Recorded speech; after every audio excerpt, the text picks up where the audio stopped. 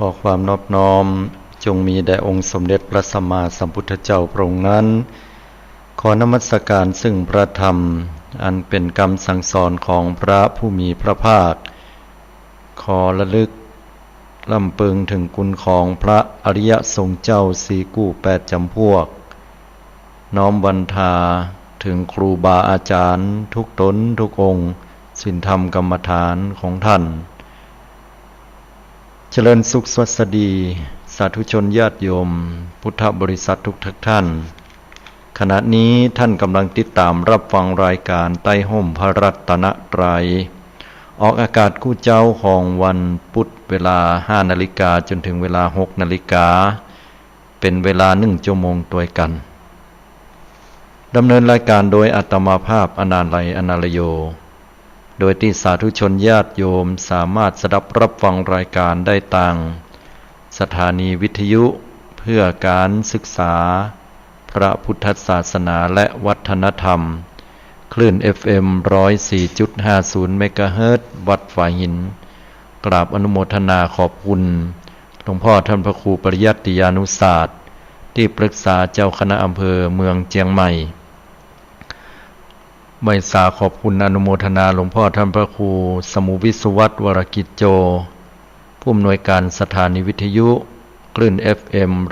104.50 เมกะเฮิรตซ์เจ้าอาวาสวัดฝายหินมาณโอกาสนี้สถานีวิทยุกระจายเสียงคลื่น FM 90.75 เมกะเฮิรตซ์เสียงป่าสางอนุโมทนาขอบคุณคุณลัดดาอินตงามพร้อมทั้งคณะที่ได้เอื้อเฟื้อช่วงเวลาอันมีค่าณโอกาสนี้และติดตามรับฟังรายการได้ทางสถานีวิทยุกระจายเสียงทุกๆคลื่น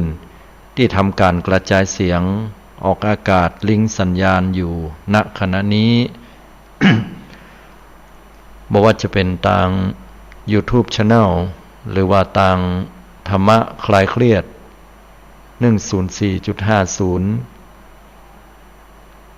หรือบรรดาสาธุชนญาติโยมจะโทรเข้ามาร่วมในช่วงท้ายของรายการได้ที่หมายเลขโทรศัพท์064-092-0919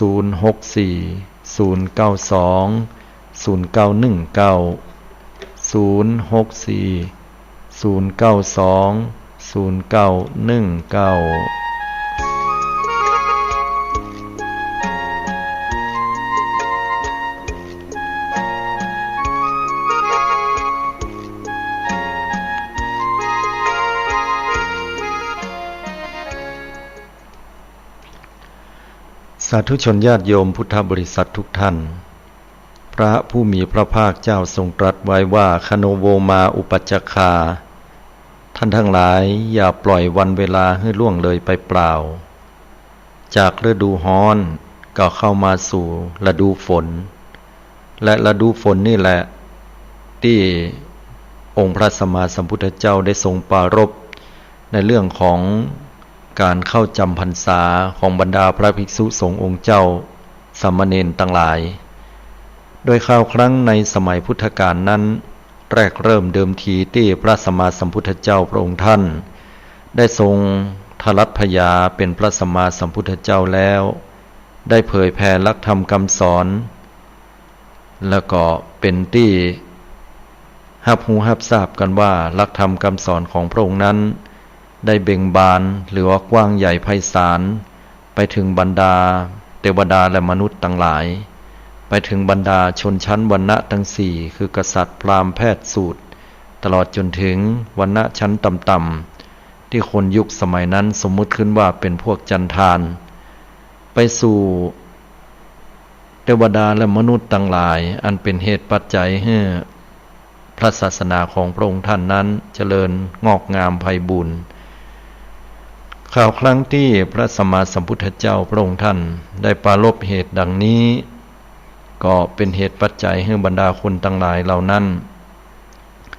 ก็มีความคิดในเรื่องของครั้งหนึ่งที่พระองค์ท่านเริ่มต้นจากการที่ได้ทรัตพยาแล้วก็เดินทางเข้าไปโปรดปัญจวัคคีย์ทั้งห้าโปรดปัญจวัคคีย์ทั้งห้านั้นก็ได้แก่พระอัญญากุณฑัญญะ พัทยวัปปะมหานามะและอัสสชิ ท่านทั้งห้านั้นเป็นผู้มีวัยและก็มีความรู้ในศิลปศาสตร์เรื่องของพราหมณ์เป็นอย่างดี ทีนี้เคยอุปถากบำรุงคำชูเจ้าชายสิทธัตถะหรือนักบวชอย่างสิทธัตถะสมณพราหมณ์ผู้หนึ่งก็หวังว่าพระองค์ท่านนั้นจะได้ตรัสรู้เป็นพระสัมมาสัมพุทธเจ้ารูปแบบแห่งการประพฤติปฏิบัตินั้นเรียกว่าอัตตกิลมัฏฐานุโยคคือการทรมานตัวเก่าบอกว่าจะเป็นนอนที่เป็นเล็กเป็นเล็กฮ้อนบอกว่าจะกำมือแน่นๆแล้วก็กั้นลมหายใจบอกว่าจะเป็นการพอดวงอาทิตย์โดยที่บอกกระพริบตาหรือทุกสิ่งทุกอย่างการประพฤติปฏิบัติที่คนทั้งหลายในยุคนั้นสมัยนั้นเข้าใจกันว่าจะเป็นเหตุทรมานร่างกายแล้วก็จะทำให้กิเลสนั้นหมดเสี้ยงไปคือเป็นการบีบบังคับตั้งอ้อมคือทรมานกายและใจก็จะต้องหมดกิเลสอย่างนี้เป็นต้นสุดท้ายพระพุทธองค์ก็มาลองวิธีสุดท้ายวิธีที่รุนแรงและก็ทำได้ยากที่สุดในบรรดาพราหมณ์ทั้งหลายเหล่านั้นนั่นก็ได้แก่การทรมานร่างกายด้วยการอดอาหารเกือบที่พระองค์ท่านจะทรงเสด็จสวรรคตไประหว่างนั้นพระองค์ท่านก็ได้มาหันสัจธรรมความจริงแจ้งจอดเป็นอุปมาเหมือนกับเทวดามาดีดพิณ3 สายแรกเป็นสายที่มีความตึงล้ำไปดีดไปแล้วก็ขาดสายที่2นั้นดีดไปแล้วก็ย่อนยานฟังบ่เพราะสายที่3นั้นพอดีก็เป็นเหตุทำให้พระองค์ท่านนั้นได้แนวคิดกำกึดขึ้นมาว่าโอ้การที่เราทรมานกายเนี่ยกับจิตใจนี่มันคนละเรื่องกันคนละอย่างจึงเป็นเหตุปัจจัยว่ามันบ่ใจเมื่อมันเป็นสิ่งที่บ่ใจแล้วเนี่ยก็เลยหันมาละความเพียรที่เป็นเหตุทรมานร่างกายเพื่อไปสู่การปฏิบัติอันบำเพ็ญเพียรตั้งใจโดยที่พระองค์ท่านนั้นก็ได้อาศัยยาจากสุทธิยพราหมณ์มาปูได้เข้าจากนางสุชาดามาบริโภคแล้วก็เป็นเหตุปัจจัยให้กับบรรดาคนทั้ง5หรือว่าปัญจวัคคีย์ทั้ง5นั้นหนีไปพระองค์ท่านก็อาศัยปื้นกอสลีมหาโพธิ์ผินพระพักไปทางทิศตะวันออกแล้วก็บำเพ็ญเพียรตั้งใจด้วยการคู้เข้ามาโดยรอบตั้งกายให้ตรงดำรงจิตให้มั่นคงกำหนดลมหายใจเข้าหายใจออกหูหายใจเข้ายาวก็หูชัดว่าเฮาหายใจเข้ายาวหายใจออกยาวก็หูชัดว่าเฮาหายใจออกยาวหายใจเข้าสั้นก็หูชัดว่าเฮาหายใจเข้าสั้นหายใจออกสั้นก็หูชัดว่าเฮาหายใจออกสั้นอย่างนี้เป็นต้นเพราะพระพุทธองค์บ่ได้มีไผสอนแต่ว่าพระองค์ท่านนั้นเป็นผู้ค้นพบปะในคราวครั้งที่พระองค์ท่านมีอายุได้7 พรรษาหรือว่า7 ขวบเป็นนั่งปืนของไม้ก็เกิดความอัศจรรย์ตอนนั้นพระองค์ท่านได้ระลึกลำเพึงว่าจิตของเฮานั้นจังสงบรวมลงเหลือเกินเป็นหนึ่งเดียวพระองค์ก็เลยได้เลือกตั้งสายนี้อย่างแน่วแน่ว่าถ้าบัดสามารถค้นปะสัจธรรมคำสอนแม้ว่าเลือดและเนื้อจะแห้งเหือดไปกระดูกเฮาจะเป็นผุยผงจะตายลงไปที่เนี่ยเฮาก็ยอมในที่สุดแล้วพระสัมมาสัมพุทธเจ้าก็ได้ปะสิ่งต่างๆมากปวงหลวงหลายในระหว่างจิตใจนั้นก็ปะนางตัณหานางราคะนางอรติและก็บรรดาหมู่ที่เป็นพยามารคือจิตใจอันครุ่นคิดถึงความสบายอันครุ่นคิดถึงความบ่ชอบอันคุ้นคิดถึงความอยากเป็นนั่นเป็นนี่ทบทวนเข้ามาในสมองและจากนั้นก็มีอวิชชาความบ่ฮู้แต่เมื่อสติตั้งมั่นขึ้นแล้วและในที่สุดปัญญามันหันแจ้งคือหันความเกิดดับแล้วพระองค์ท่านก็ได้ทรัตพยาเป็นพระสัมมาสัมพุทธเจ้า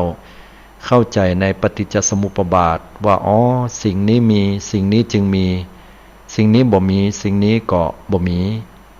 สิ่งนี้เกิดขึ้นสิ่งนี้จึงเกิดขึ้นสิ่งนี้ดับไปสิ่งนี้จึงดับไปอย่างนี้เป็นต้นเป็นเหตุปัจจัยให้พระองค์ท่านได้เข้าใจว่าเพราะอวิชชาเป็นปัจจัยให้เกิดสังขารเพราะสังขารเป็นปัจจัยให้เกิดวิญญาณเพราะวิญญาณเป็นปัจจัยให้เกิดนามรูปเพราะนามรูปเป็นปัจจัยให้เกิดสลายตนะ เพราะสลายตนะเป็นปัจจัยให้เกิดผัสสะเพราะผัสสะเป็นปัจจัยให้เกิดเวทนาเพราะเวทนาเป็นปัจจัยให้เกิดตัณหาเพราะตัณหาเป็นปัจจัยให้เกิดอุปาทานเพราะอุปาทานเป็นปัจจัยให้เกิดภพเพราะภพเป็นปัจจัยให้เกิดชาติและเพราะชาติเป็นปัจจัยให้เกิดชรามรณะโศกะปริเทวะทุกขโทมนัสอุปายาสะ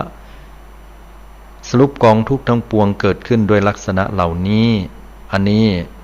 เรียกว่าการที่พระองค์ท่านได้รู้ว่าสิ่งต่างๆเกิดขึ้นสืบเนื่องต่อการติดติวนิ้วเนื่องกันมาเป็นลำดับว่าคนเฮานั้นมีความทุกข์แปลเป็นภาษาไทยก็คือว่าสิ่งอันใดอันหนึ่งจะเกิดขึ้นมาลอยๆบัดใจบ่มีเตปาอารักษ์องค์ไหนที่ประทานพรอันประเสริฐให้เฮาได้บ่มีอินตาพรหมยมราชใดจะมาเป็นผู้บัญชาลงโทษเฮาได้แต่บุคคลที่จะลงโทษเฮาได้นั้นคือการกระทำของเฮาที่พระองค์ท่านทรงตรัสว่าวิบากคือผลแห่งกรรมตึงดีและบดีนั่นเองพระองค์ท่านได้สาวถึงสัจธรรมเหล่านี้แล้วก็ค้นพบสัจธรรมคำสอนเรียบร้อยก็เป็นเหตุเป็นปัจจัยให้พระองค์ท่านนั้นได้บรรลุความเป็นพระสัมมาสัมพุทธเจ้าแต่ว่าการที่พระองค์ได้บรรลุสัจธรรมเป็นผู้บริสุทธิ์บริบูรณ์โดยสิ้นเชิงแล้วก็บ่สมบูรณ์แบบ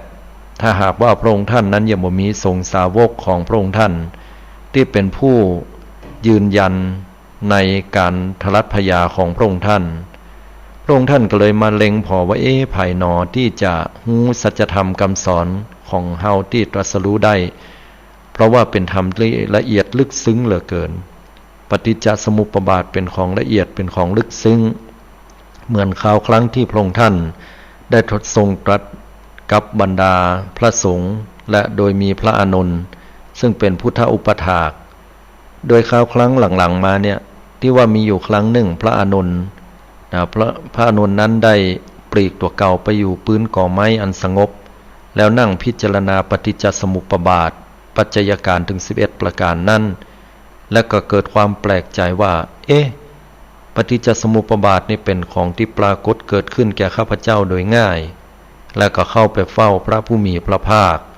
จากนั้นก็ได้ทูลกับพระผู้มีพระภาคว่าข้าแต่พระองค์ผู้เจริญ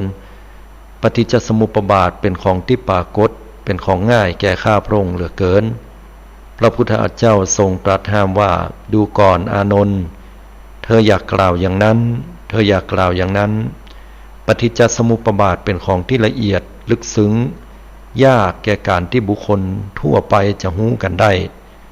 ด้วยความยากความยุ่งนี่เองเป็นเหตุเป็นปัจจัยให้เราสัตว์ ต้องติดอยู่ในสังสารวัฏนี้เป็นเวลาอันช้านานเธอและก็เฮาและก็สู่เขาทั้งหลายนี่ก็ติดอยู่ในสังสารวัฏนี้เป็นระยะเวลาเมินนานก็ด้วยการที่บ่ฮู้ในอริยสัจสี่บ่ฮู้ในปฏิจจสมุปบาทแล้วพระพุทธองค์ก็ตรัสสอนไว้อย่างนี้ดุจนายช่างทอหูกที่จะต้องมาแก้ไขได้ของช่างทอหูกที่มันติดกันเป็นปมใหญ่บ่ฮู้เกาบ่ฮู้เงาว่ามันอยู่ที่ไหนอย่างเนี้ยเป็นต้นทีนี้ศรัทธาญาติโยมสาธุชนทั้งหลายย้อนกลับไปที่พระองค์ท่านได้ทลัดพยาอย่างนี้ก็ทรงท้อพระทัยแต่ด้วยอาศัยที่ว่าพระพรหมนั้นได้พรหมจันทร์พรหมปุณะได้ลงมาเนาะก็เข้ามาอาราธนาโดยให้พระองค์ได้หันถึงดอกไม้หรือว่าดอกบัวเนี่ยมีอยู่3เหล่าที่ในอรรถกถาพุ่นบอกว่า4เหล่าในพระไตรปิฎกแต่ในพุ่นบอกว่า3เหล่านั่นก็ได้แก่บัวที่ปนน้ำมาแล้วก็มีบัว4เหล่าเนี่ยเป็นบัวที่มีความแตกต่างบัวแรกเรียกว่าอุคติตันยูคนเหล่านี้เพียงแค่ฟังหัวข้ออุบกิกรรมก็สามารถจะ อุบกิกรรมก็สามารถที่จะรู้ในคำสอนของพระองค์ท่านได้วิปัชชิตันยูบุคคลที่2นี่เปรียบเหมือนดอกบัวที่อยู่ปริมน้ำยังบ่ปนเตื้อแต่ก็รอวันพรุ่งนี้ก็จะบานได้พุทธขึ้นมาและบานได้เหมือนคนที่อธิบายธรรมแล้วจบก็สามารถจะบรรลุธรรมได้นัยยะบุคคลผู้พอแนะนำได้เหมือนดอกบัวที่อยู่กลางๆน้ำต้องอาศัยระยะเวลาแห่ง2-3 วันถึงจะพ้นขึ้นมาและรับแสงแดด ร้อมจะเบ่งบานอันนี้เหมือนคนที่พอแนะนำได้อู้ได้เข้าใจอยู่ปฏิบัติได้พ่องบ่ปฏิบัติได้พ่องเหมือนกับหมู่เฮาท่านทั้งหลายโดยส่วนใหญ่และสุดท้ายที่อรรถกถาเพิ่มเข้ามานั้นคือปทัปปรมะบุคคลผู้มีบทบาทเป็นอย่างยิ่งนั่นก็ได้แก่บุคคลผู้ที่มีทิฏฐิมานะบุคคลผู้ที่สำคัญตัวเก่าว่ามีความรู้แล้วเป็นชาล้นแก้วที่บ่ฮับในความรู้ทั้งหลายอันนี้ส่วนหนึ่งคือยอมฮับในหลักธรรมคำสอนของพุทธเจ้าเป็นภาษาชาวบ้านคือมันบ่ฟังไผสักคนนะมันเก่งมันรู้เองคนเดียวอย่างเนี้ยเป็นต้นก็สำคัญพิษในธรรมเหล่านั้นไปก็บ่มีโอกาสที่จะได้บรรลุธรรมหรือสองหมายถึงบุคคลผู้ที่ปราศจากสติปัญญาอันดีนะคือจะเฮียนจะหู้อันไหนก็บ่จดบ่จำหรือว่าบ่มีโอกาสที่จะเข้าใจได้เลยจะอธิบายเพียงไหนยกอุปมาอุปไมยก็บ่เข้าใจเมื่อพระองค์ได้พิจารณาดังนี้แล้วก็ทรงมีกำลังใจในการเผยแผ่กล่าวกันว่าเมื่อพระองค์ตัดสินใจเผยแผ่หลักธรรมตั้งแต่หั้นมาแล้วบ่มีคำว่าท้อถอยในการจะแสดงธรรมแม้วาระสุดท้ายพระองค์จะป่วยประคันธิกาพาสจะปรินิพพานแล้วก็ยังนอนแล้วก็แสดงธรรมให้กับบุคคลผู้ที่เข้าไปถามพระองค์ท่าน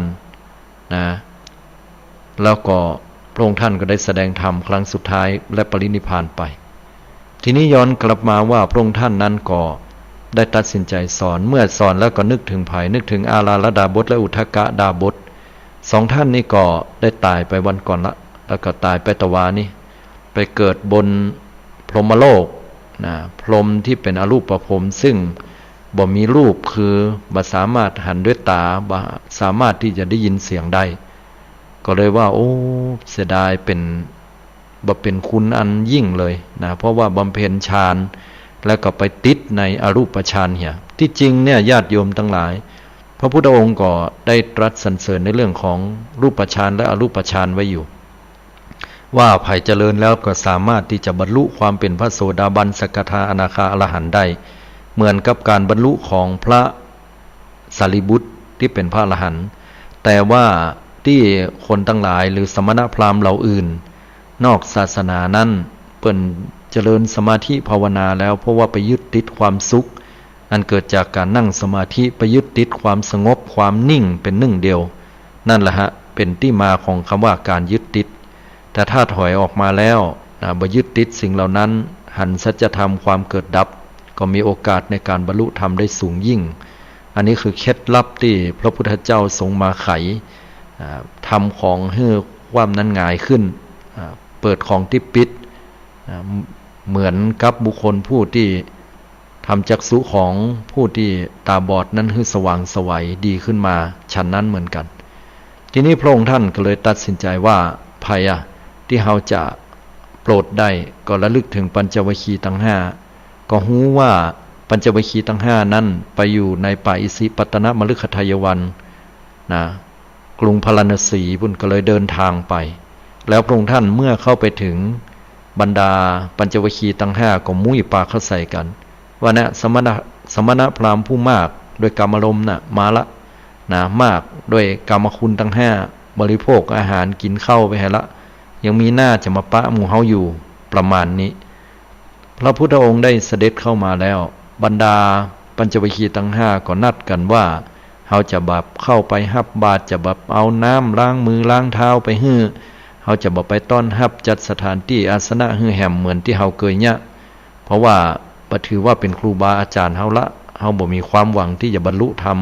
ได้ฟังธรรมของเปิ้นแน่ก็เมื่อพระองค์ท่านได้เข้ามาด้วย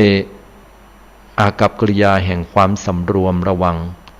และเป็นอากัปกิริยาที่ยิ่งใหญ่อุปมาเหมือนช้างอันเป็นช้างแห่งความยิ่งใหญ่ช้างแห่งปราชญ์ช้างแห่งมหาชัยของพระมหากษัตริย์การเดินเข้ามานั้นย่อมมีความหมายอย่างยิ่งบรรดาปัญจวัคคีย์ทั้งห้าก็เลยลืมที่นัดหมายกันต่างคนต่างปากันจัดอาสนะที่นั่งบางคนก็ปากันนำเอาน้ำดื่มน้ำล้างเท้ามาถวายบางคนก็จัดเตรียมกวาดปัดที่สถานที่ต่างๆ แต่เมื่อพระองค์ท่านได้นั่งลงกับที่แล้วบรรดาปัญจวัคคีย์ทั้งหลายก็กระด้างกระเดื่องบ่ยอมรับอยู่ดีพระองค์ท่านก็เลยตรัสถามให้ตั้งใจฟังธรรมว่าเฮาเนี่ยปะสัจธรรมแล้วแต่บรรดาปัญจวัคคีย์ทั้ง5ก็บ่ยอมที่จะฟังอยู่ดีทำท่าทำทางเหมือนลักษณะที่เหมือนกับว่าบ่เชื่อพระพุทธองค์ก็เลยตรัสเตือนสติว่าท่านทั้งหลายในยามที่บำเพ็ญเพียรทุกขกิริยาเนี่ยเฮาตถาคตเคยอู้ก็ว่าเฮาปะสัจธรรมแล้วปัญจวัคคีย์ก็บอกว่าบ่เคยแล้วบัดเดียวเนี่ยที่เฮาบอกว่าเฮาบรรลุแล้วเนี่ยท่านจะเชื่อเฮาก็ทำให้บรรดาปัญจวัคคีย์ทั้ง5นั้นก็หันมาสนใจก็ถ้าท่านบรรลุแต่ท่านลองว่ามาล่อว่าธรรมที่ท่านบรรลุนั้นคืออย่างพระพุทธองค์ก็เลยทรงแสดงธรรมจักรกับปวัตตนสูตรและจตุรานิยสัจหรืออริยสัจทั้ง4ประการเมื่อจบพระธรรมเทศนานี้แล้วปนปรากฏว่าโกณฑัญญะพราหมณ์คือพราหมณ์ที่แก่หรือปั้นที่สุดในบรรดาปัญจวัคคีย์ทั้ง5นั้นก็ได้ดวงตาหันธรรมขึ้นมาว่าสิ่งใดสิ่งหนึ่งมีความเกิดขึ้นเป็นธรรมดาสิ่งนั้นถึงหมดมีความดับไปเป็นธรรมดาโอ้ได้เป็นพระโสดาบันพระพุทธองค์หันดังนั้นด้วยพระญาณด้วยจิตของพระองค์ก็อุทานขึ้นมาว่าอัญญาสิวัตโพโกณฑัญโยอัญญาสิวัตโพโกณฑัญโยติโอ้อัญญาโกณฑัญญะหันแล้วเนาะหันสัจธรรมแล้วสำเร็จแล้วที่เราได้แสดงธรรมในคราวครั้งนี้กล่าวกันว่าถ้าพระองค์ท่านแสดงธรรมครั้งนี้แล้วปัญจวัคคีย์ทั้ง5ท่านใดท่านหนึ่งหรืออัญญาโกณฑัญญะนั้นบรรลุธรรมการแสดงธรรมของพระองค์ก็จะบัดสำเร็จลงได้การเป็นพระสัมมาสัมพุทธเจ้าของพระองค์ก็บ่สมบูรณ์แบบเพราะบ่มีภัยเป็นสักขีพยานให้พระองค์ได้ว่าพระองค์ท่านนั้นตรัสรู้แต่ทีนี้เมื่อปัญจวัคคีย์ทั้ง5อันมีอัญญาโกณฑัญญะนั้นได้บรรลุความเป็นพระโสดาบันแล้วพระองค์ก็ทรงได้แสดงธรรมให้กับบรรดาปัญจวัคคีย์ที่เหลือโดยส่วนอัญญาโกณฑัญญะนั้นก็ขอบวชต่อพร้อมกันตามลำดับเนี่ยไปบวชพร้อมกันเมื่อได้บรรลุเป็นโสดาบันแล้วพระองค์ท่านก็ได้แสดงธรรมต่อมาแหมก็เป็นเหตุเป็นปัจจัยให้ท่านทั้งหลายเหล่านี้เป็นพระอรหันตาก็เป็นเหตุเป็นปัจจัยบอกว่าในวันที่อัญญาโกณฑัญญะเนี่ยบรรลุความเป็นพระอรหันต์นะเป็นวันที่ครบรัตนตรัยทั้ง3ประการคือพระพุทธพระธรรมพระสงฆ์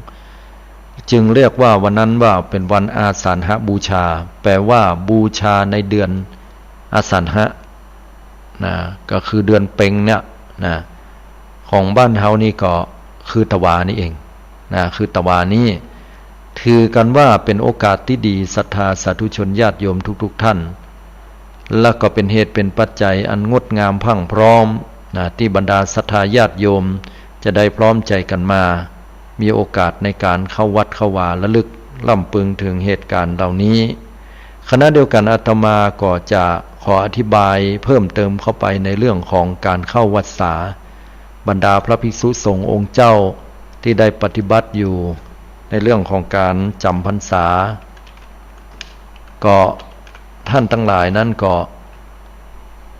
จะต้องได้ปฏิบัติตามกรรมที่พระผู้มีพระภาคพระองค์ท่านนั้นได้ตรัสสอนได้บัญญัติไว้การเข้าวัดสามันมีความเป็นมาเป็นไปนั่นก็หลังจากที่พระองค์ท่านได้เผยแผ่หลักคำสอนมีสงฆ์สาวกเป็นจำนวนนักขึ้นแล้วเนี่ยก็เลยส่งออกไปเผยแผ่หลักธรรมหลายต่อหลายครั้งและในที่สุดแล้วเนี่ยก็บรรดาพระสงฆ์องค์เจ้านั้นก็บ่อยู่บ่ยั้งไปตลอดเลยแสวงจาริกบุญไปแสวงหาในการที่จะปฏิบัติธรรมผู้ที่บรรลุธรรมแล้วก็หาที่สงบสงัดหรือไปเผยแผ่ธรรมจนกระทั่งว่ามีครั้งหนึ่งสายฝนนี่มันโปรยปลายลงมาอย่างนักบรรดาพระสงฆ์องค์เจ้าเหล่านั้นที่ออกเดินทางก็เปียกไปถึงตัวแล้วก็เป็นวัดพ่องบ่สบายพ่องหรือเป็นเหตุเป็นปัจจัยให้บรรดาคนทั้งหลายตำหนิติเตียนเพราะว่าเดินลัดนาไปย่ำเข้ากล้าเปิ้นพ่องไปย่ำใส่มดแมงแต่งไตย่ำใส่สิ่งนั้นสิ่งนี้ให้ตายลงก็ยังความบ่ค่อยชอบใจให้เกิดขึ้นกับศรัทธาสาธุชนญาติโยมเหล่านั้นแล้วก็ตำหนิว่าแม้แต่อัญญเดลถี คือนักบวชกลุ่มหนึ่งนอกศาสนาของเฮาเนี่ยเปิ้นก็ยังพักยังอาศัยมีอาสลมอยู่และตลอดจนถึงบรรดานกหนูในต่างๆนะก็ยังแปลงหั่งอยู่เหตุไฉนหนอบรรดาสมณะสักยบุตรถึงต้องเดินทางตลอดปีตลอดแล้งยังบ่อยู่จำพรรษาพ่องพระพุทธองค์ทรงทราบความเหล่านี้ก็ประชุมสงฆ์แล้วก็ได้บัญญัติให้บรรดาพระภิกษุสงฆ์องค์เจ้านั้นได้ทำการเข้าพรรษาและการเข้าจำพรรษานั้นที่ใดที่หนึ่งตลอดระยะเวลา3 เดือนคือวันแรม1 ค่ำเดือน8หรือถ้าเป็นปีอธิกมาศจะเลื่อนเป็นวันแรม1 ค่ำเดือน8หลังก็ได้เป็นเทศกาลเข้าพรรษานะแล้วก็ถึงวันขึ้น15 ค่ำเดือน11นะลักษณะแบบนี้ก็จะถือว่าเป็นช่วงเทศกาลทางพุทธศาสนาหรือว่าพระสงฆ์เปิ้นฮ้องว่าในช่วงจำพรรษาอันนี้ก็ถ้าเป็นเดือนเมืองก็จะเป็นเดือนที่ไวกว่านับไวกว่าเดือนไทย2 เดือนก็คือเดือน10เหนืออย่างเนี้ยเป็นต้นทีนี้เมื่อบรรดาศรัทธาสาธุชนพระสงฆ์องค์เจ้าได้ทำจำพรรษาอยู่ที่ใดที่หนึ่งก็จะไปไหนมาไหนบ่ได้นะเนื่องจากว่าพระองค์นั้นได้กำหนดว่าต้องอยู่ที่เนี้ยเป็นเวลา3 เดือนด้วยกันการว่าจะไปที่ไหนแล้วเนี่ยจะต้องมีเหตุจำเป็นต้องยกตัวอย่างเช่นไปเพื่อที่จะไปโปรดมารดาบิดาเพราะว่ามารดาบิดานั้นป่วยไข้ต้องไปดูแลพ่อกอยบ่มีไผดูแลนะเป็นหน้าที่ที่พระสงฆ์ต้องไปดูแลท่านเพราะว่าท่านเป็นผู้มีบุญคุณอันนี้วงเล็บเห็นน้อยว่าไผที่มองว่าพ่อแม่บ่มีบุญบ่มีคุณเนี่ยอันนี้บาดตัดกับคำสอนของพระพุทธเจ้าเนอะพุทธองค์นะแม้แต่ทุเจ้านะเข้าวัดสาอยู่ก็ตามเมื่อพ่อแม่ป่วยบ่สบายบ่มีไผดูแลนะท่านอยู่ท่านต้องการกำลังใจเนี่ยพระสงฆ์สามารถที่จะไปได้นะโดยเปิ้นฮ้องว่าสัตตาหะกรณียังเป็นกรณียะแห่งการสัตตาหะคือไปชั่วคราวเป็นระยะเวลาอยู่บ่เกิน7 วันแล้วก็จะต้องปิกปอกมาสู่ที่อยู่ที่อาศัยที่ตัวเก่าได้อธิษฐานไว้นั้นอย่างนี้เป็นต้นยกตัวอย่างนอกจากพ่อแม่บ่สบายแล้วก็บางเตื้อนั้นก็น้ำป่าไหลหลากเข้ามาภายในวัดทุกเจ้าก็หนีตายกันออกมาแล้วพอน้ำป่ามันผ่านไปอาจจะวัน1 2 วัน3 วันก็ปิกปอกไปเมื่อมันแห้งอย่างเนี้ยหรืออาจจะเป็นว่าสัตว์หายเข้ามาในวัดในวาหรือที่อยู่ที่อาศัยที่ตัวเก่าอธิษฐานไว้เป็นจ้างเข้ามาเนี่ยสมัยตะก่อนนะเนาะเป็นเสือเข้ามาเนี่ยพระสงฆ์องค์เจ้าต้องหลีกหนีไปเป็นโจรเข้ามาอย่างเงี้ยระยะเวลาช่วงที่ผ่านไปนั่นก็บ่เกิน7 วันจะต้องปิกมาหรือบางครั้งก็ไปเพื่อเปื้อนตุเจ้าไข้ซิกขาลาเพศหูข่าวอยู่วัดเหนือวัดใต้โอ้ไข้ซิกแล้ววะบ่เดียวก็โทรศัพท์มาหั่นบ่ม่วนแล้วว่าไข้ซิกขาลาเพศก็สัตตหะไปได้ไปโต๊ะตุเจ้าเปื้อนนะเหก่อนว่าไปฟังเตื้อเพิ่นว่าบ่ดีว่ะกลางวัดซุมวัดสาออกไปมันบ่ดีเน้อนะก้อยปลอบอกปลอบใจอยู่ไปก่อนก็เดี๋ยวออกวัดสาแล้วเฮาก็ว่าหำกรรมเน้ออดเอาเน้อจะได้บุญได้กุศลเป็นกู้เป็นกิมกันก่อนเนี่ยก็ว่าไปนะอันนี้เรียกว่าสัตตหะแม้แต่สุดท้ายการไปเพื่อจะแสดงธรรมก็สามารถที่จะสัตตหะกรณียังไปได้นะไปเพื่อการแสดงธรรมเผยแผ่ธรรมเหล่านี้นะก็ถือว่าเป็นหน้าที่ที่บรรดาพระภิกษุสงฆ์องค์เจ้าสามเณรสามารถทำได้แต่ว่าไปได้บ่เกิน7 วันนะแล้วก็ไปมีเหตุจำเป็นโดยสามารถบอกแก่สงฆ์4 รูปได้หรือบอกแก่สงฆ์รูปใดรูปหนึ่งก็ได้หรือถ้าในวัดนั้นตัวเก่าจำพรรษาคนเดียวนั้นก็สามารถทำความอาลัยเช่นว่าจะออกจากวัดไปแล้วนะเอาตาไปซัดตาพอกุฏิที่ตัวเก่าได้อยู่ได้อาศัยทำความอาลัยว่าข้าพเจ้าจะปิกมาภายใน7 วันอย่างเนี้ยก็สามารถที่จะปิกปอกขึ้นมาได้อันนี้วัดสาก็บ่ขาดกรณีถ้าวัดสาขาดไปก็เปิ้นปรับเป็นอาบัติทุกกฎเป็นอาบัติเบาๆก็แต่ก็ถือว่าเป็นการต้องเอื้อเฟื้อต่อพระธรรมวินัยตัวนะเมื่อกล่าวถึงตรงนี้ก็เป็นเรื่องของการเข้าพรรษาและไปออกพรรษากันแห่งกรรมหนึ่งกับผู้ศรัทธาญาติโยมเจ้าข้าทั้งหลายเอาง่ายๆพี่น้องคณะศรัทธาญาติโยมพอวันที่เราจะเข้าแล้วและเมื่อถึงวันที่เราจะออกพรรษา การออกพรรษาก็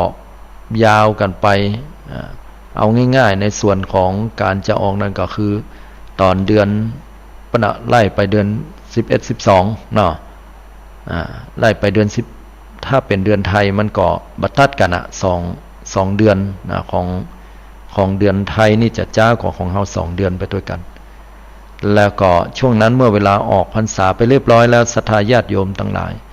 หลังจากนั้นก็เป็นเทศกาลกฐินแล้วก็เดือนยี่เพ็งนั่นน่ะเป็นอันนั้นเป็นสิ้นสุดกฐินแห่ง1 เดือนนั่นก็คือหมายความว่าไปออกในเดือนเกียงเนาะในเดือนเกียงแล้วก็จากนั้นก็เป็นเทศกาลกฐินเป็นต้นอันนี้ก็นำเอามาเล่ากล่าวให้ศรัทธาแบบย่อๆนะตามเวลาอาตมาพอเวลาแล้วก็กังวลเรื่องเวลาพอสมควรก็เลยบ่ได้แจ่มแจ้งในด้านของช่วงรายละเอียดต่างๆเหล่านี้แต่ก็พอเข้าใจโดยย่อๆนะฮะฉะนั้นศรัทธาสาธุชนญาติโยมที่มีความตั้งอกตั้งใจว่าในช่วงที่เข้าพรรษาอยู่เนี่ย3 เดือนเฮาก็จะตั้งอกตั้งใจในการปฏิบัติตัวเก่าก็คือว่าเพิ่นถือวัตวาเนี่ยเป็นวันอาสาฬหบูชาเป็นวันเข้าพรรษาของญาติโยมและศรัทธาญาติโยมนั่นก็บางคนก็ตั้งอกตั้งใจจะมานอนวัดกันเป็นระยะเวลา3 เดือนคือทุกๆวันศีลจะปกผ้าปกมากะเกียมเอาเป็นที่นอนหมอนมุ้งควบห้องมานอนบางวัดบางวาก็นอนกันตามอัธยาศัยกลางควงวัดพื้นก็ไม้พ่องหรือว่าที่ศาลาเลือกได้ตามสบายห้องน้ำห้องท่าอาจจะอยู่ไกลแต่บางวัดบางวานั้นก็สมัยบะเดียวยุคสมัยเนาะก็สร้างห้องน้ำให้มันดีให้มันสะอาดเป็นที่ระเบียบเรียบร้อยบรรดาที่อยู่ที่อาศัยก็ง่ายขึ้นก็สะดวกขึ้นบางวัดนั้นก็สร้างเป็นที่พักที่ห้องรับรองให้กับบรรดาศรัทธาญาติโยมได้เข้าไปปฏิบัติธรรมมีห้องน้ำอยู่ในตัวมีน้ำชากาแฟตั้งอยู่ไว้เพื่อๆก็ยังมีแผวน้ำอุ่นน้ำร้อนให้กับโยมในการอาบน้ำอาบท่าให้ความสะดวกตามยุคสมัยก็ถือว่าทำได้บ่ผิดญาติโยมเพราะว่าโยมก็ถวายให้ตุเจ้ามาตลอดเอาก็ให้เปิ้นได้สบายเหมือนกับการที่เปิ้นได้อยู่บ้านแต่บางอย่างมันอาจจะเปลี่ยนไปเปิ้นเปลี่ยนสถานที่ก็เป็นโอกาสที่ดีว่าการเปลี่ยนสถานที่ก็ทำให้คนนั้นตื่นตัวแต่ตื่นตัวล้ำไปอย่างวันเนี้ยที่วัดอาตมาเนี่ยบ่รับบนอนกันละอ่อนก็มานอนกันเนี้ย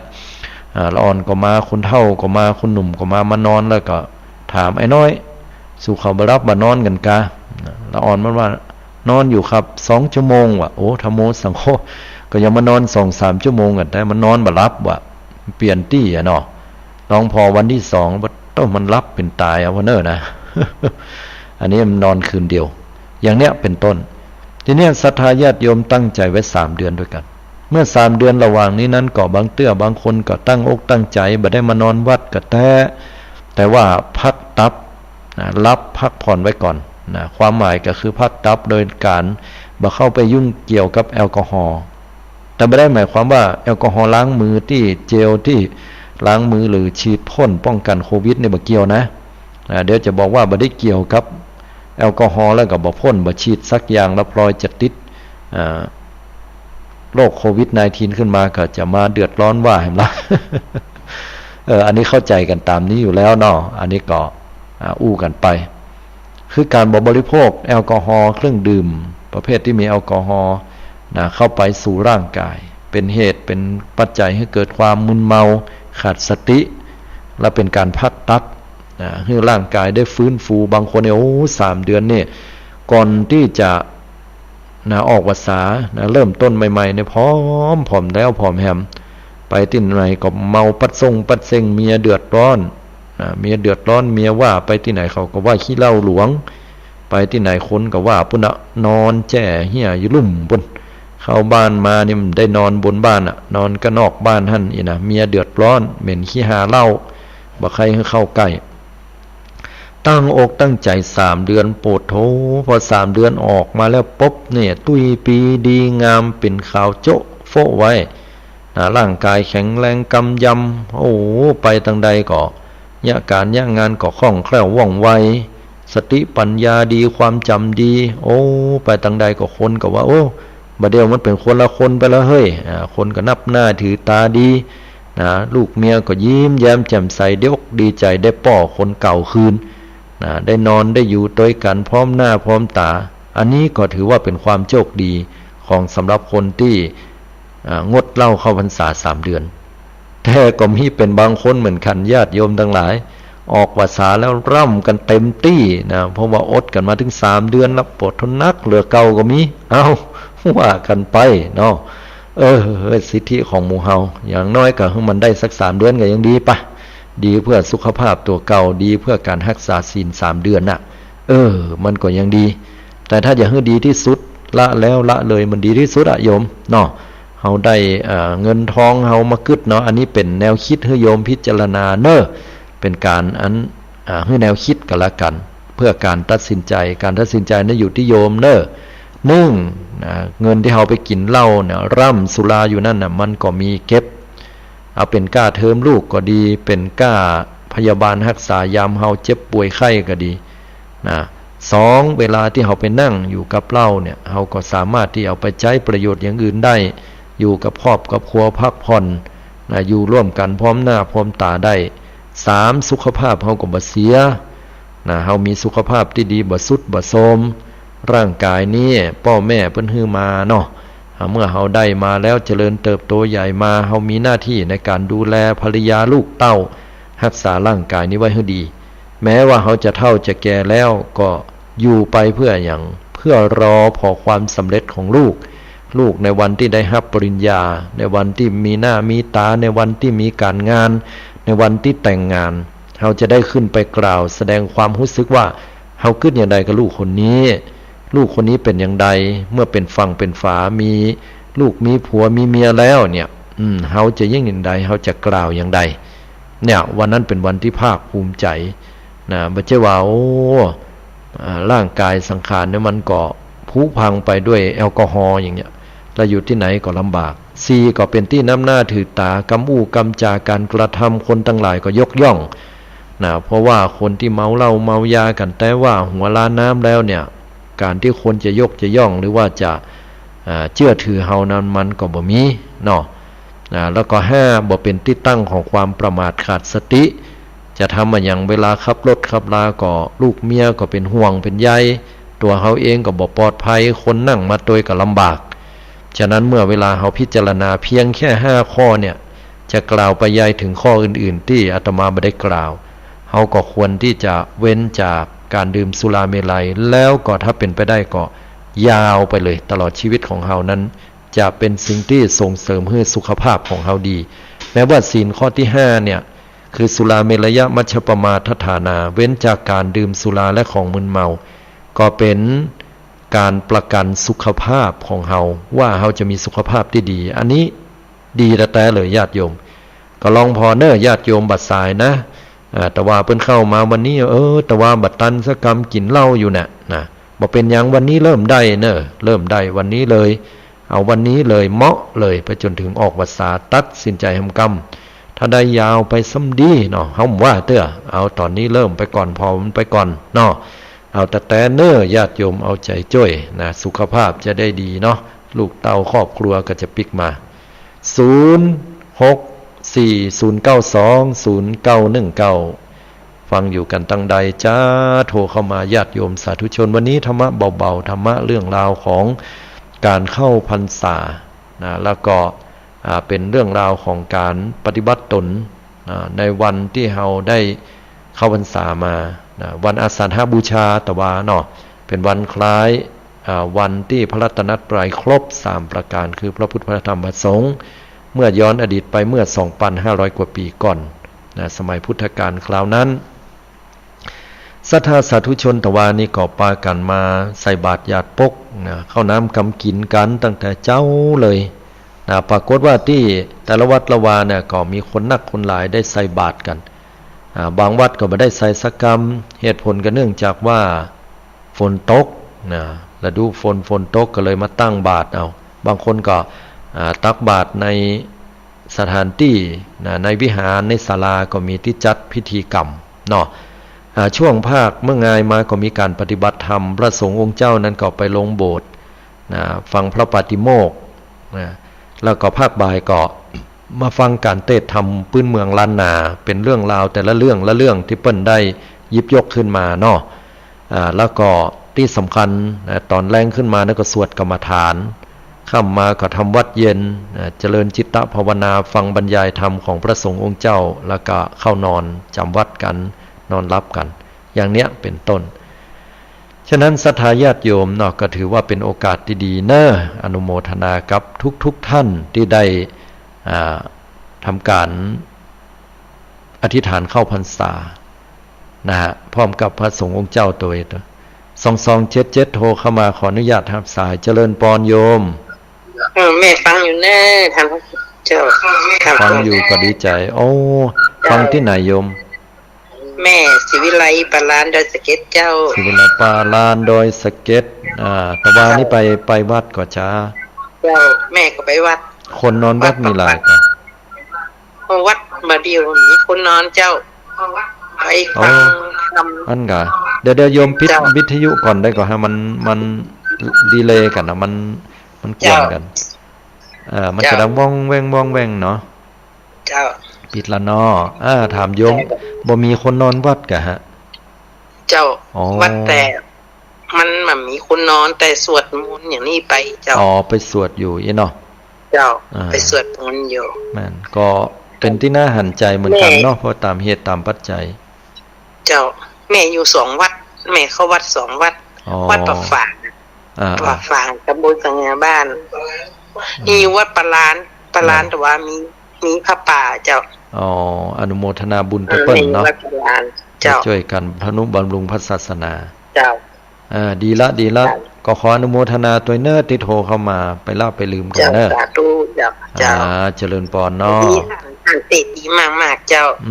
สาธุได้ฟังตลอดเจ้าสาธุโชคดีอนุโมทนาเจ้า2105เจริญพรโยมมาจัดการจ้าแล้วก็ครูได้ไปวัดก่อถวายโยมไม่ได้ไปเย็บแอวมาอยู่นี่น้องบัวแดงเจ้าแล้วไปยิ่งอย่างมาเจ็บแอวนะไปเจ็บอย่างเตื้อเพิ่นไปวัดไปวากันอย่าเนี่ยอันนั้นลกหญ้าอย่างเรียกกลับไปนั่นก็บ่อยู่บ่ยั้งนั่นก็นั่นเนาะนั่นเนาะนั่นเนาะมอบ่ว่านั่นเนาะปัญญาล้ามบ่ได้เฮาบ่ใช่คนหนุ่มละลูกเฮาเป็นคนเฒ่าเนาะอาตมาอู้เล่นเนี่ยอาตมาอู้เล่นยายอันนะรักษาสุขภาพให้ดีก็เลยบ่ได้ไปว่าเพิ่นแห่ท่านเจ้ากับพระป่ามันก็ชื่ออย่างแห่เตรียมภาษาเตรียมภาษาเจ้าบ่ได้ไปแล้วก็ร่วมทำบุญไปเพิ่นละกะทำบุญไปแล้วดีละเดี๋ยวสาธุบุญด้วยเนอถ้าแกว่าเรือกระใจดีละแม่นรักษาสุขภาพให้ดีกะจะไปเนี่ยการนั่นกันนี่นักเกินไปเนี่ยได้แต่จะว่าจะไปฮักไปโหมไปนี้ล้ำเพราะว่าเฮาอายุนักแล้วโยมมันบ่เหมือนแต่ก่อนเนาะกล้ามเนื้อเฮามันน้อยลงไปละแต่ก็บ่ได้ห้ามนะ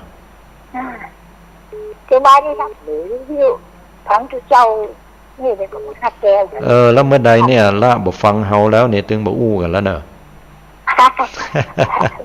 ว่าเล่นเจ้าจ้าอนุโมทนาไม่ว่าจะเทศย้อมเหมือนกับติดไว้ก่อนในวสานี่แน่นอนในวสานี่แน่นอนเอามาเทศแน่แต่รอไปก่อนเนอะอนุโมทนามีแหมลายสายเนาะสาธุใหญ่เนาะอันเป็นบรรยากาศว่าแม่อุ้ยปันแสงค่ำเนาะไม่ลงฟังอยู่เนอะแม่หลงฟังอยู่ลงตื่นเจ้าแล้วฟังอยู่ได้หูประวัติการไปวัดได้อยู่เนาะจ้าวัดกับบ้านไกลกันเลยเป็นเทศธรรมเจ้าท่านพระครูพอมาแรงแบบไม่คนเฒ่าไปคนเฒ่าก็หายไปนะ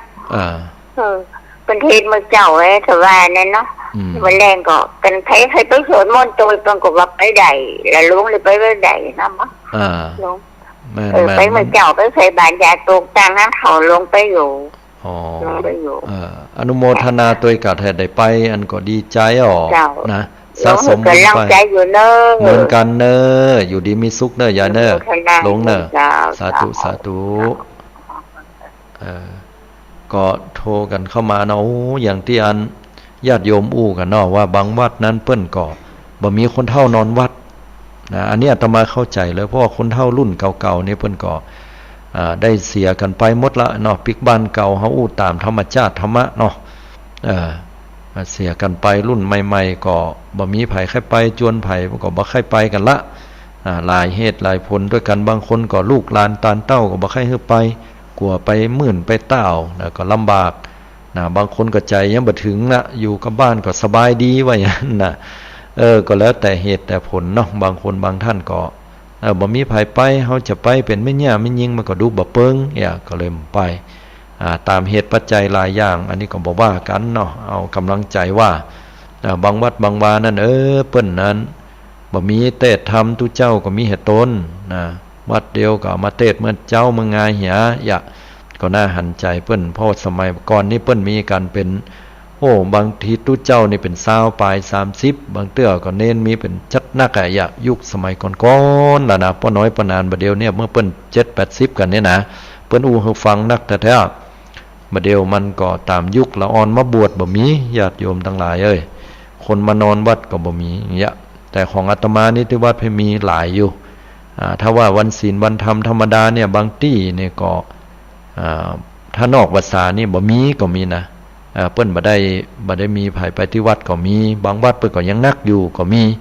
แต่ถ้าในวัดสาเนี่ยเปิ้นตึงไปวัดวาอารามของอาตมานี่บอกว่าในวัดสานอกวัดสาเนี่ยถึงมีนักขนาดนอกวัดสาเนี่ยอย่างน้อยที่สุดเนี่ยก็เป็นปุณะอย่างน้อยนะ50-60ปุณะ60-70อันเดียวก็เป็น100ก็มีนะอันนี้ก็มันอยู่ที่ความเหนียวแน่นของเหตุปัจจัยเนาะเอาเหตุปัจจัยว่ากันแล้วกันไปวัดไปวานี่มันก็ถึงเป็นสิ่งที่ดีงามต่อไปหน้ามันจะหายไปติ๊กๆละถ้าเฮาบ่ช่วยกันอนุรักษ์รักษาไว้เน้อป้อน้อยป้อนานคนเฒ่าคนแก่จนลูกจนหลานไปนะฝึกฝนอบรมเขาไปนะ9948เนาะเจริญพรกราบไปสาพระอาจารย์เจ้าแต่ว่าไปทำบุญที่วัดโยมไปเจ้าไปอยู่เหมือนกันเนาะไปเจ้าแล้วก็ตอนว่าเจ้ามาง่ายเลยจะเตะว่าตอนนี้คือเจ้าจะขึ้นโบสถ์กันนะเนาะเจ้าบางทีเปิดก็จัดเป็นบ่ายเจ้าแล้วมันแรงนี่ก็ไปทำวัดเย็นเจ้าสวดมนต์แล้วก็ปีกแม่บางก็2 ทุ่มไปเกือบ3 ทุ่มแล้วเจ้าแต่เด็กมีให้นอนวัดแค่คุณเจ้าอาจารย์มันเป็นไปตามเหตุปัจจัยตามยุคสมัยโยมมันก็เป็นเรื่องปกติเนาะจ้ะอาจารย์โยมถามว่าเวลาเราถือโบสถ์คือ1วัน1คือ1ตอนเจ้ามาเฮาก็ลาศีล8เนาะเวลาเปิ้นเฮาไปวัดนี่เปิ้นสมาทานศีล5นี่เฮาจะยื้อดีเฮารับศีล5เฮาสมาทานที่บ้านไว้ก่อนแล้วเจ้าก็ได้เลยถ้าเฮาสมทานที่บ้านได้ก็สามารถทำได้เองโดยตัวเก่ามี2วิธีหนึ่งก็คือว่าเฮาก็ไปแจ้งบอกอันทางพระสงฆ์เจ้าอาวาสเปิ้นว่าจะต้องการรับศีล8เปิ้นก็ให้ศีล8เฮาแต่ว่าแห่งกรณีหนึ่งก็คือว่าเฮาก็อธิษฐานด้วยตัวของเฮาได้เหมือนกันนะฮะบ่ว่าและอีกอย่างนึงบ่ว่าเฮาจะรับจากตุเจ้าหรืออธิษฐานเป็นศีล8แล้วก็ตามอย่างโยมอธิษฐานที่บ้านไปเนี่ยเฮาว่าเฮาจะตั้งใจอยู่วัน1คืน1พอพดวัน1คืน1เนี่ยแม้ว่าเฮาจะบ่มารับศีล5ศีล8นั่นก็หมดไปโดยปริยายนะหมดไปคืน1วัน1คืน1พอดีเลยอย่างที่เฮาอธิษฐานก็กลายเป็นศีล5โดยที่เฮาไม่ต้องไปขอก็ได้นะเพิ่นว่าเพราะฉะนั้นก็ถือว่าศีลอุโบสถศีลเนี่ยมันอยู่ได้เพียงแค่วัน1คืน1เนาะอันนั้นก็ขอให้ตั้งใจปฏิบัติไป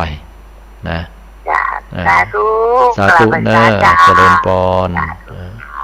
หลายวัดด้วยกันญาติโยมสาธุชนทั้งหลายเพิ่นบ่ได้ไปนอนวัดกันเหมือนแต่ก่อนเนาะก็บ่เป็นหยังบางครั้งแต่ละวัดก็อาจจะบ่สะดวกพ้องเนาะ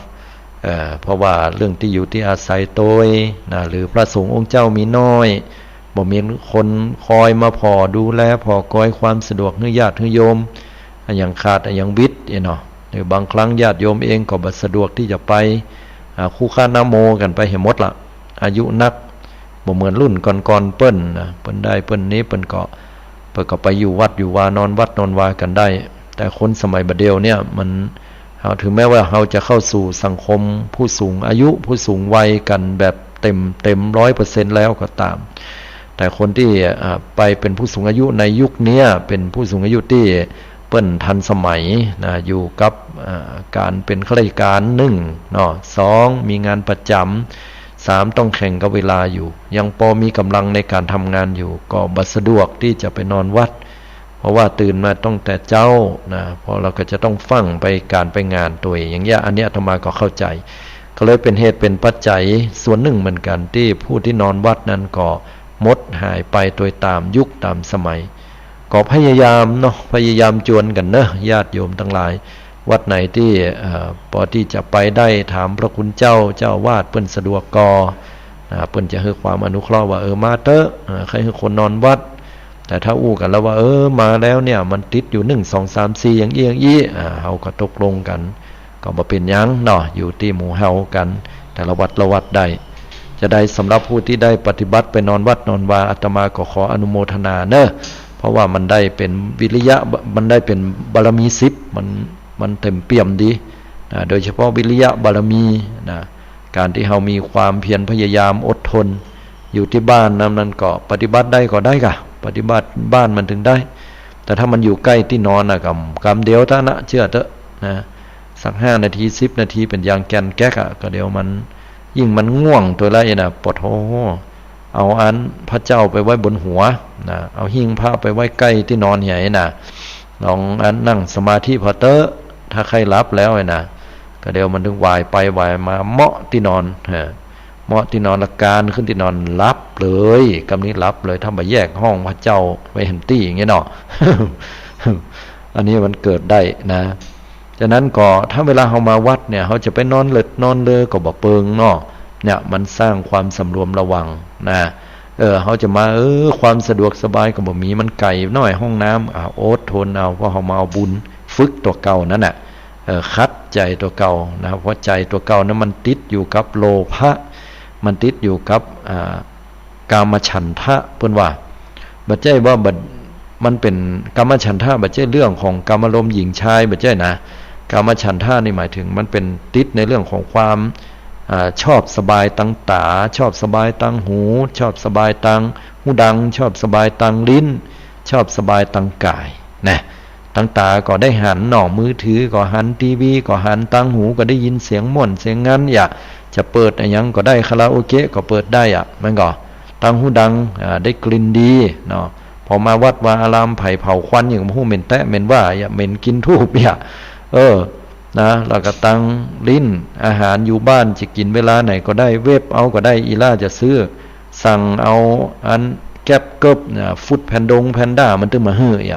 อยู่วัดตุลุงเลี้ยงหอนึ่งเอาหรอบางคนก็ว่าหอนึ่งลำบางคนก็บ่มากเนาะเนี่ยเขาเลือกมาได้ยังไงเอามาอยู่วัดสุดท้ายนอน